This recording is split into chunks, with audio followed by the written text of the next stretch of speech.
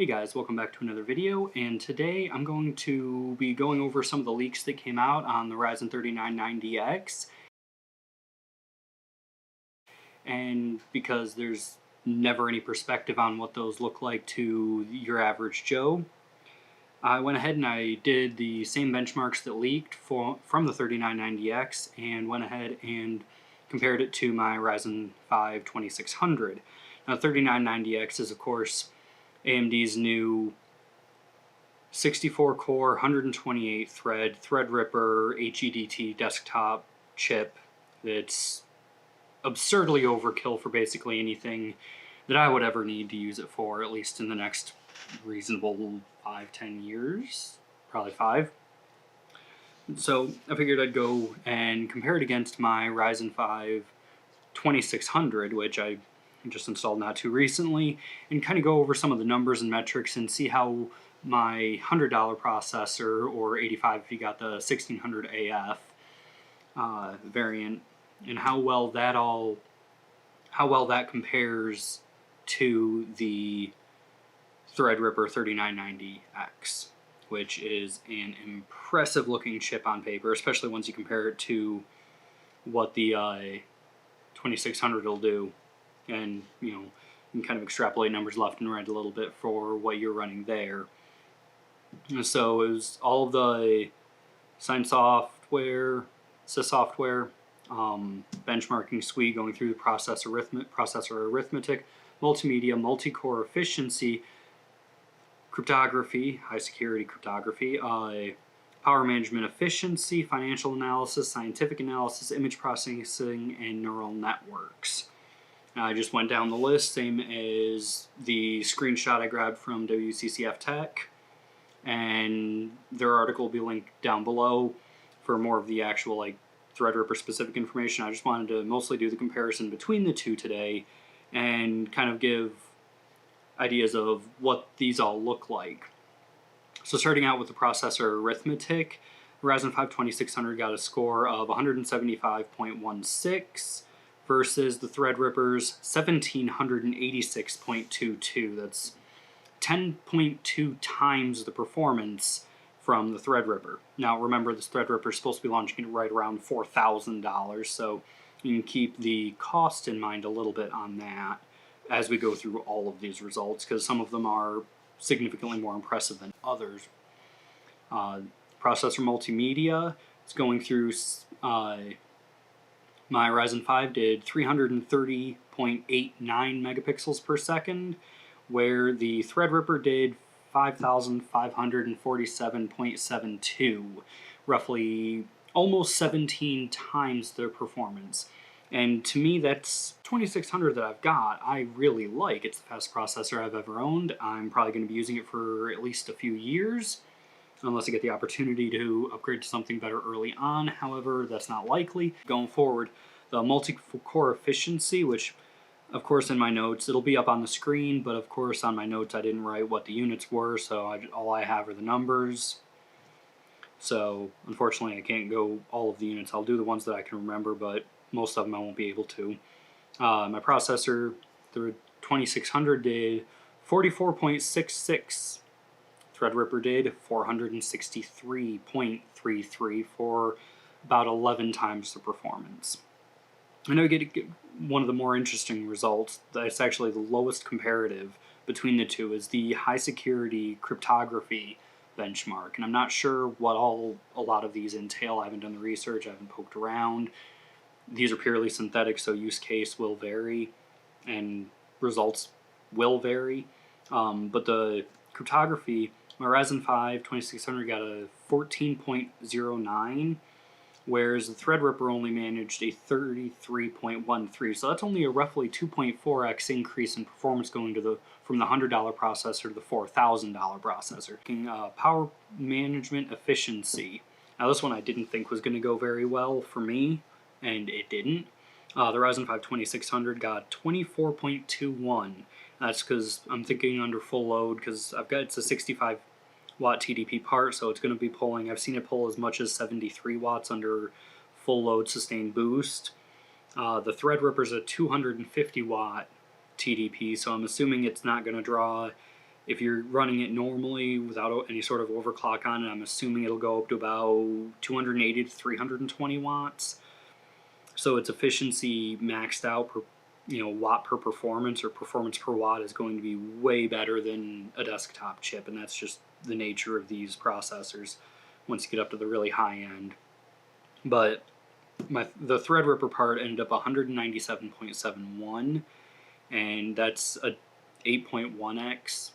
It's 8.1 times faster, or just better, than my Ryzen 5 2600.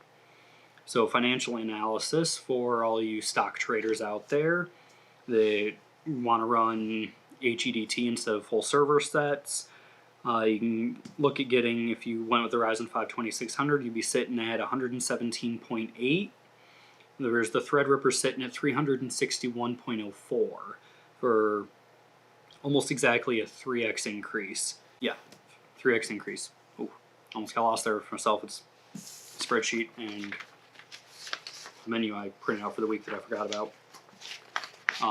Anyway, scientific analysis on the processor side of things. The Ryzen 5 2600 was 25.92. The Threadripper did a 67.85. Now I don't know if that has something to do with like kind of like a folding at home type thing where you're calculating permutations of molecules or permutations of bacteria and virus, DNA extrapolation, that type of thing. I'm not sure. I think that might be what that one does, but don't quote me on it, please. And go ahead and at me in the comments if I am wrong about any of these. I'd like to start a conversation if I could, but that one ended up at a roughly 2.6x increase for the Threadripper. So not a use case where there's majorly impressive gains, especially on the price side of things. When you're looking at something that costs 40 times, it'd be nice to actually see an occasion where they got 40 times the performance. But that's not, things like processors, like especially the Zen processors, don't really scale in that manner as you go up, from what I've noticed through all the reviews. But it's always interesting to see, the 4-core 8 thread is not half as fast as the 8-core 16 thread, to the 16-core 32 thread, to the 3264, and now the 6428. It's not going to be a massive, exponential increase of performance with the exponential increase of processing cores. Okay, back to the image processing, or back into the next one, which I believe, the image processing is, I'm assuming, Photoshop test-ish scenario. The test screen came up with a bunch of filters and that type of stuff on what it did to the image. My Ryzen 5 2600 managed a measly 250 megapixels per second. However, at a 9.3 times improvement, or bonus, in the performance side of things, difference, that's the word I was looking for, difference. I used like 4 words before that, but Threadripper 3990X managed 2320.9 megapixels per second. That is very near to an entire order of magnitude faster, or more. Yeah, it gets through an order of magnitude more information in the same allotted time. And the last one, the processor neural networks, I think has to do with generating AI permutations and running an algorithm to analyze some sort of branch evolution simulation type thing. That'd be my guess on what it is. I don't know for sure. Again, you can correct me down in the comments below. Ryzen 5 2600 managed 10.5 samples per second. I remember this unit because it's just samples per second. It's easy. The Threadripper managed 98.14, so again, about a 9.4x, almost 10x increase in performance. So I could definitely maybe see if this was important for your job, but you just didn't have the budget to set up an actual EPIC station at $4,000 to $7,000 per processor on top of the entire server platform that goes with it. You grab one of these high-end desktop parts like this 3990X, throw it in a TR40 motherboard that's halfway decent, and for what, if you're not using GPU renderers at all or GPU calculations for anything, you're sitting at probably somewhere in the neighborhood of 7 to 10 grand at the very end of it, which is funny because these benchmarks that are showing completely derailed myself, but the processors that these are supposed to compete against are the Intel Xeon 8350 or 8580, something like that processor. They're 28 core 56 thread processors, and this went up, I guess one of these went up against a dual socket, and these benchmarks that leaked are more impressive on the AMD side of things. Like, all of the numbers from AMD this time are larger, on average I think of 18%. You'll have to check the article linked below to confirm all of this again, and if I'm wrong, at me in the comments, please. Yeah, I guess they were claiming 30%, but these leaked benchmarks are saying closer to 20, which is completely normal and completely fair for press release versus the actual release and information that-a-ways. So I wanted to go through these numbers real quick, kind of give a layman's perspective on what these numbers actually compare to in a real-world scenario, because I know a lot of benchmarks are going to be competing these directly against the high-end Intel parts, the other high-end AMD parts, the high-end server platform, the Xeons, the W3175X, things like that. These other massive multi-$1,000 chips.